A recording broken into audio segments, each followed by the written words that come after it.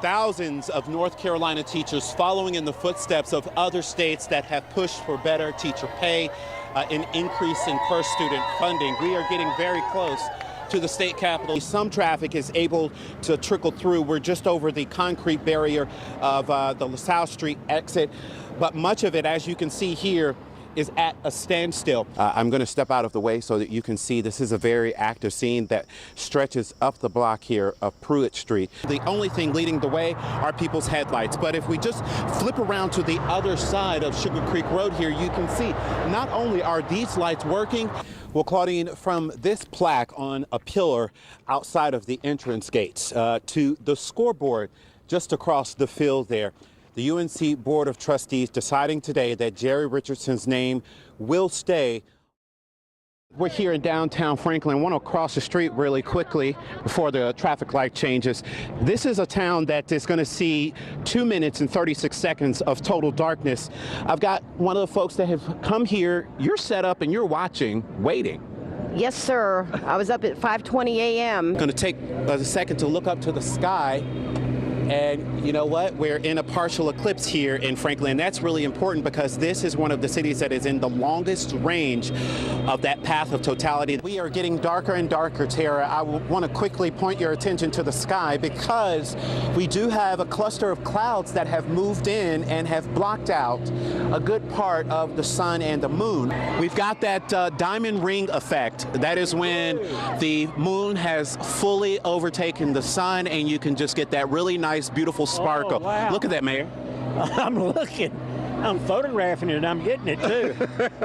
Yeah. What are you thinking as you look at it? It's just amazement. There's no words for it. The pictures that you saw on television, reading about this on social media, does this do it justice? No.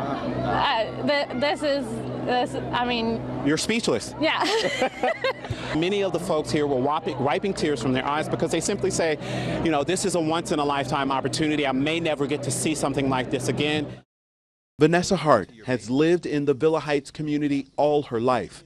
Thursday morning was the first time she's ever questioned her safety here. If I wouldn't have got up when I did and turned over, that bullet probably would have hit me in the head. She's not far from the elementary school where a man opened fire on his former girlfriend right as she was dropping off her child. Fired a gun at her while she was in her car. However, he missed the car and hit the house.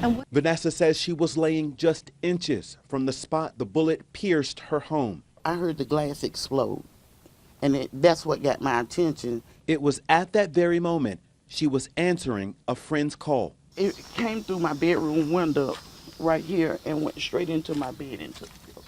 The sheer randomness of how the round found her house left her a nervous wreck all day long. It kind of got me shook. I'm scared to be in the house.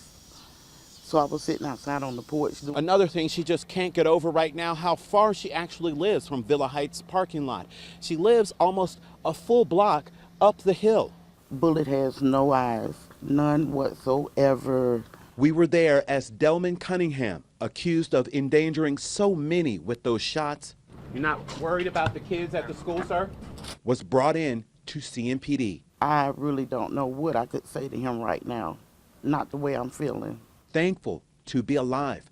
I'm not used to anything happening up here, so quiet and stuff. A community's innocence lost. In East Charlotte, Jonathan Lowe, Spectrum News.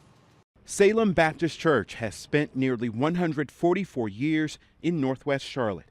This is our first time seeing any vandalism of any sort, but on that level, it's unbelievable. It was targeted at the church's first cemetery. A lot of the founding members and their children are buried in that cemetery. You can see its historical landmarks, you know, the very old gravestones. Tony Chapman, who's lived along Roswell's Ferry Road for a decade, spotted the disturbing damage Tuesday night.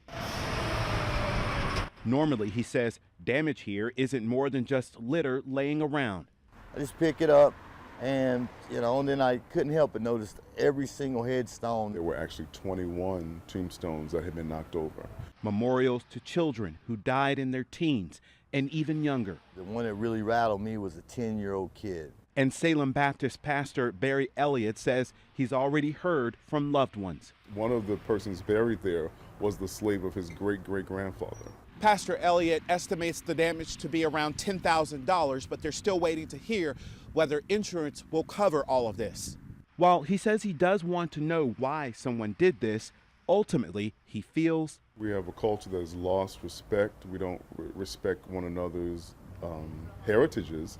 Unspeakable desecration to more than a century of life and legacy. Our main concern, I should say, at this point is really just preserving the history of it. Make sure we mark down who's in what grave, so if there can be another stone put there for them or something.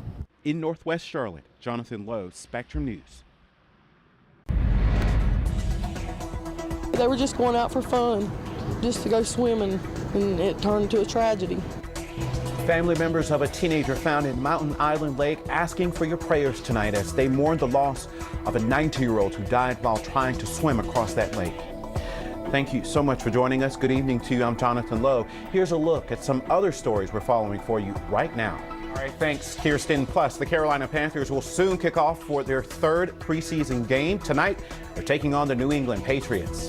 And it looks like it's going to be a perfect night for a football game, whether you're headed uptown or to one of the many high school games happening in the Charlotte area. Meteorologist Doug Lindsay here now with a look at what you can expect. Crews have recovered the body of 19-year-old Jacob Turner from Mountain Island Lake. He disappeared while swimming Thursday night. Family members say Turner was last seen trying to swim across the lake. He could tell he was panicked. The family is asking for prayers and say Jacob had just found out his girlfriend is 12 weeks pregnant. A murder investigation led to a sex offense arrest in Burke County. Last week, Roger Hoagland's body was found in a car on the Catawba County line. The suspect, David Barnes, says it was in self-defense. Well, Sherry Lydon witnessed the shooting, and during the investigation, images of child pornography were found on the suspect's phone. Lydon has been charged with statutory sex offense with a child. Both investigations are ongoing. A contractor arrested for DWI while working in the I-77 toll lane construction zone has been banned from working on any future State Department of Transportation projects. Joaquin Grancho was pulled over and arrested just after 2:30 last Friday afternoon after workers first spotted him driving the wrong way on I-77. They eventually got him to pull over before troopers arrived, who eventually said they detected a strong smell of alcohol on his breath. Well, as you can imagine, uptown Charlotte filling up with fans as they make their way to Bank of America Stadium for the Panthers game. But Spectrum News reporter Reuben Jones in uptown with a traffic alert fans really need to know about for the weekend. Hey there, Reuben. Well, the Charlotte-Mecklenburg Police Department's Lip Sync Challenge has been selected as one of the best in the country. The video was shot earlier this summer with, as you can see there, CMPD employees singing along to Justin Timberlake's Can't Stop the Feeling. It became a social media sensation, and now USA Today chose it as one of the top 16 law enforcement lip sync videos in the nation. They chose 4 from each region of the country. Time now for a check of your 3-day forecast. Stay with us. We'll be right back with an update from Mike Solarte live at Bank of America Stadium.